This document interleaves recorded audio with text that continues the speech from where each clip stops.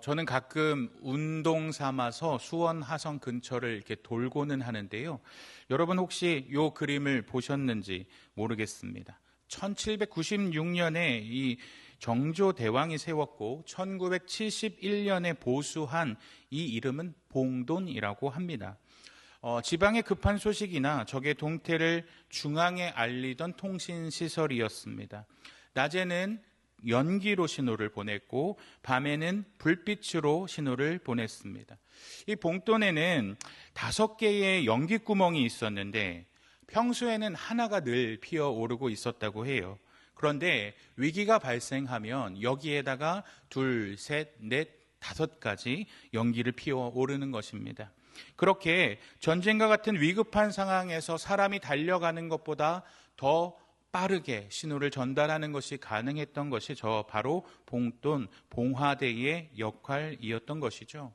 그래서 멀리서 저 연기를 보면 나라에 무슨 큰일이 생겼구나, 나라에 어려움이 생겼구나 라고 한정되어 있는 군인들만 정보를 파악한 것이 아니라 모든 사람들이 깨달을 수 있도록 보여주는 신호의 역할을 했던 것이 바로 이 봉화라는 것입니다. 오늘날처럼 핸드폰이 잘 발달해 있으면 카톡으로라든지 문자라든지 이렇게 순식간에 알려줄 수 있고, 요즘 맨날 울리는 비상 삐삐 하면서 울리는 그거를 통해서도 누가 어려움이 생겼으면 알려주는, 그렇게 하지 않습니까? 그렇게 하는 시대가 아니었기 때문에 이 봉화의 신호는 생명을 지키는 아주 중요한 기준이라 할 수 있었던 것이죠. 자, 이제 이스라엘 백성이 숫자가 장정만 60만 명이 넘었고요. 전체 인구로 따지자면 대략 한 200만이 훌쩍 넘는 숫자였을 것이다 라고 학자들은 추론하는데, 그들이 광야에 있어서 이동을 할 때 함께 이동하는 것은 상당히 어려운 일이었어요. 모두가 같이 준비를 하고 같이 여행을 떠난다는 것, 이것은 단순히 자고 있었던 텐트를 접어서 옮기는 것이 아니었다는 것이죠. 짐을 해체하고 짐을 싸고 아이들을 챙기고 이동 중에 먹을 것도 준비해야 하고 그릇도 싸야 하고, 얼마나 준비할 게 많았겠습니까? 그러니까 이 중차대한 결정을 모세 한 사람의 판단으로는 내릴 수 없었다는 거예요. 그래서 그들에게 하나님이 정해놓으시고 하나님이 주신 기준이 하나 있었는데, 그것이 오늘 함께 읽었던 본문의 구름 기둥과 불 기둥이었습니다. 하나님께서 성막을 세우고 나서 봉헌식을 할 때 아주 인상 깊은 장면이 있었는데, 구름이 성막을 덮었고 밤에는 불 기둥이 나타나 아침까지 머무르는 일이 일어납니다. 따라서 이 구름 기둥, 불 기둥은 하나님께서 우리와 함께 하시는구나, 하나님이 우리 가운데 계시는구나 라고 모든 이스라엘 백성들이 깨닫게 하는 징표였다는 겁니다. 민수기 9장 16절 말씀을 보면 낮에는 구름이 그것을 덮었고 밤에는 불 모양이 있었다. 그래서 우리는 이것을 구름 기둥과 불 기둥 이렇게 부르고 있습니다. 하나님께서 모든 이스라엘 백성들에게 행진하기 위해서 주는 신호가 바로 이 구름 기둥이었다는 것입니다. 구름이 하나님의 성막 위에 머물러 있으면 백성들은 그 자리에 머물러 있어야 합니다. 그런데 성막과 떨어져서 구름이 떠오르게 되면 행진을 준비하라는 것이구나 라고 생각해서 그릇도 싸고 짐도 싸고 아이들 준비를 시키고 텐트를 다시 이동하기 위해서 정리하고, 이것은 아주 단순하지만 확고하게 보여주는 기준으로 200만 명이 넘는 이스라엘 백성들에게 하나님이 움직이라 명하신다라는 명확한 신호로 보여줄 수 있었다는 것이죠. 본문 18절과 20절에 반복되는 표현이 있습니다. 제가 정리를 해봤는데, 여호와의 명령을 따라 행진한다, 여호와의 명령을 따라 진을 친다. 20절을 보면 여호와의 명령을 따라 진영에 머무른다, 그리고 여호와의 명령에 따라 행진한다 라고 합니다. 그들이 가고 머물고 그곳에서 지내는 것의 가장 기준점은 무엇이었냐면 여호와의 명령이었다는 것이죠. 그들은 스스로 판단하지 않았습니다. 그들은 단순하게 구름이 떠오르면 움직이고 구름이 머물면 멈춰서 텐트를 칩니다. 이 신호가 바로 하나님의 명령이고 하나님의 기준이었기 때문입니다. 본문 22절은 이렇게 말합니다. 함께 읽어볼까요? 이틀이든지 한 달이든지 1년이든지 구름이 성막 위에 머물러 있을 동안에는 이스라엘 자손이 진영에 머물고 행진하지 아니하다가 떠오르면 행진하였으니. 자, 구름이 이틀을 머무를지라도, 구름이 한 달을 머무를지라도 이 기간은 그들에게 중요한 것이 아니었다는 거예요. 중요한 건 무엇입니까? 하나님이 가라 명령하신다. 하나님의 명령이 중요했다는 거예요. 따지고 보면 왜 꼭 그 구름을 따라갔어야 됐을까 의문이 생기지 않습니까? 구름이 없어도 갈 수 있지 않나? 그런데 이 광야를 가보면 광야는 낮이 엄청나게 뜨겁습니다. 그래서 한낮에 움직이는 사람은 거의 없어요. 아주 긴급한 일이 아니면 움직이지 않을 정도입니다. 그 이유는 뭘까요? 너무너무 뜨겁고 너무너무 덥고 탈진하기 쉽기 때문이죠. 그런데 이 광야라는 지역이 신기한 것은 무엇이냐면 그늘만 있으면 움직일 수 있다는 거예요. 생각보다 덜 더워요. 습기가 없기 때문에 우리나라 한여름처럼 막 훅훅 찌고 막 숨이 턱턱 막히고 이런 더위가 아니라 그늘만 보장되면 서늘하게 느낄 수 있었다는 거죠. 그래서 이 200만이 넘는 이스라엘 백성들이 이동을 할 때 이 광야에 구름이 없었다면 그들은 순식간에 탈진하거나 순식간에 쓰러지고 말았을 것입니다. 그들이 이 구름을 따라 움직이는 것은 하나님께서 이 구름을 통해서 가르치신 것이었죠. 너희들이 내 명령을 따라 움직이면 너희가 산다. 그분의 말씀을 따라야 우리의 여정이 편안하다, 안전하다라는 것들을 그들에게 느끼게 하고 그들이 결단하게 만들기 위한 도구가 바로 하나님의 구름이었고, 이스라엘 백성들은 하나님의 때를 기다릴 줄 아는 백성으로서 훈련되어져 가는 것입니다. 본문 마지막 23절은 이렇게 말합니다. 함께 읽어볼까요? 시작.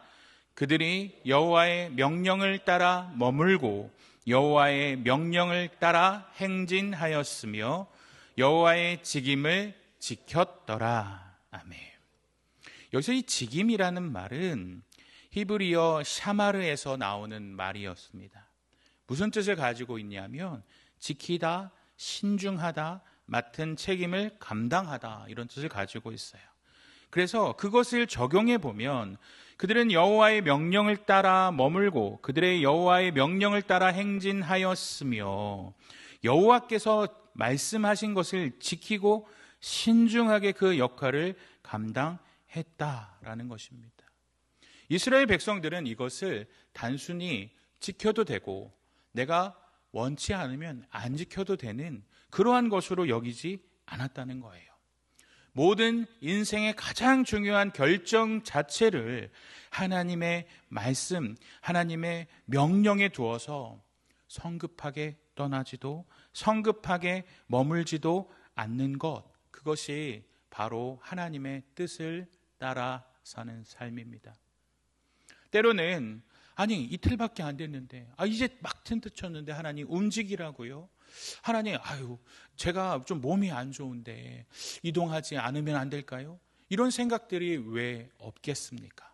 그런데 우리는 이스라엘 백성들 통해 깨달을 수 있는 것은 그들이 자신들의 생각, 자신들의 판단, 자신들의 경험 이런 것들을 내려놓고 하나님의 명령을 따랐을 때 그들은 광야에서 40년 동안 안전하게 지낼 수 있었다라는 것입니다. 하나님 40년이란 기간 너무너무 길어요. 그냥 우리는 우리 마음대로 갈게요. 그들은 그렇게 자의대로 판단하지 않았습니다.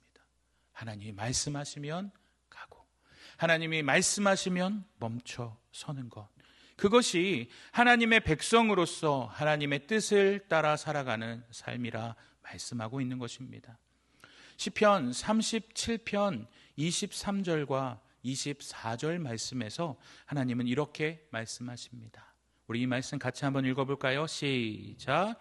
여호와께서 사람의 걸음을 정하시고 그의 길을 기뻐하시나니 그는 넘어지나 아주 엎드려지지 아니함은 여호와께서 그의 손으로 붙드심이로다. 아멘. 하나님께서 우리의 발걸음을 결정하시고 우리의 길을 기뻐하시고 우리가 넘어질지라도 우리의 손을 잡아주셔서 아주 엎어지지 않는 이유는 하나님이 늘 우리와 함께 하시는 도움의 손으로 인도하시기 때문입니다. 그래서 우리는 광야와 같은 인생의 여정을 살아갈 때 하나님께서 나의 걸음을 인정하신다, 인도하신다라는 것을 인정할 수 있어야 합니다. 나의 판단, 내 생활, 내가 여태까지 쌓아왔던 인생의 경험, 이것이 아니라 하나님의 명령을 따라 걸어갈 때 영적 가나안으로 나아가는 유일한 방법이 무엇인지를 하나님이 가르쳐 주시는 것이죠. 하나님의 명령대로 구름을 따라 걸어가라. 구름에 따라 멈춰 서라. 그분의 말씀대로 살아갈 때 이스라엘 백성들은 가장 안전하고 가장 편안하며 가장 탁월한 길로 가게 되는 것입니다. 오늘 말씀을 통해 읽어볼 때에 저는 이 찬양이 가장 먼저 떠올랐습니다. 찬양의 가사를 제가 읽어드리면 주님 말씀하시면 내가 나아가리다. 주님 뜻이 아니면 내가 멈춰 서리다. 나의 가고 서는 것 주님 뜻에 있으니 오 주님 나를 이끄소서. 하나님, 저의 삶을 언제 인도해 주셨어요? 언제 구름 기둥 보내주셨어요? 라고 우리는 하나님 앞에 이야기할 수도 있을 것입니다. 그런데 하나님은 말씀을 통해 우리 주변의 사람들을 통해 우리의 갈 길을 보여주고 여호와의 명령을 인도하고 계십니다. 중요한 것은 우리가 그것을 하나님께서 나에게 주시는 신호 기준이라 여기지 아니하고 내 맘대로 걸어가게 되었다. 이것이 문제라는 것이죠. 인생의 광야에서 우리가 살아남고 그것을 뛰어넘어서 영적인 안정감, 하나님 안에서의 은혜를 누리기 원한다면 우리는 그 명령에 온전히 순종해야 합니다. 주님, 지금은 안 됩니다. 지금은 이동할 수 없어요. 우리 아이들 수능 앞두고 있으니 저는 하나님 말씀대로 순종할 수 없어요. 하나님, 제가 인생에 얼마나 중요한 때에 있는지 아시죠? 그러니까 지금은 저기 하나님 안 믿는 사람들과 같이 조금 선택하면 좋을 것 같아요. 하나님이 원하시는 것은 이런 적당한 타협, 적당한 순종이 아닙니다. 주님 앞에 전적으로 의탁하고 주님의 말씀에 전적으로 순종했을 때 우리의 여정은 누구의 책임이 되는 것입니까? 하나님의 책임이에요. 그러면 하나님 말씀대로 살았는데 왜 인생 가운데 어려움이 있습니까? 우리가 하나님 앞에 당당히 물을 수 있게 되는 것이죠. 우리가 하나님께서 여러 가지 사인으로 우리에게 말씀으로 또 기도할 때 또 찬양 가운데 큐티를 하면서 여러 가지 모양으로 우리에게 말씀하실 때 우리는 순종의 결단을 내려야 하는 것입니다. 물건을 맡기면 그 물건의 분실은 맡은 사람, 주인이 책임지는 것입니다. 그런데 맡기지 않은 귀중품을 주인에게 따질 수 없는 것이죠. 우리 인생의 여정도 주님 앞에 맡기기만 하면 하나님이 그 길은 책임지시는 것입니다. 사랑하는 송원교회 영가족 여러분, 우리의 삶의 여정은 우리 스스로 알 수 없습니다. 하나님 앞에 온전히 우리의 삶을 맡겨드릴 때 행여 우리가 넘어지더라도 그 손을 붙들어 주시는 주님, 우리의 삶에서 하나님을 기쁘시게 할 수 있도록 하나님 원하시는 길로, 선한 길로 인도하시는 주님을 신뢰하시며 우리의 삶 속의 결정의 순간과 판단의 순간에 기준점은 하나님의 말씀에 있다는 것을 꼭 기억하시고 인생의 광야와 같은 여정을 지나 하나님 기뻐하시는 약속의 땅에 기쁨으로 나아가시는 우리 송원교회 영가족 되시기를 주님의 이름으로 축복합니다.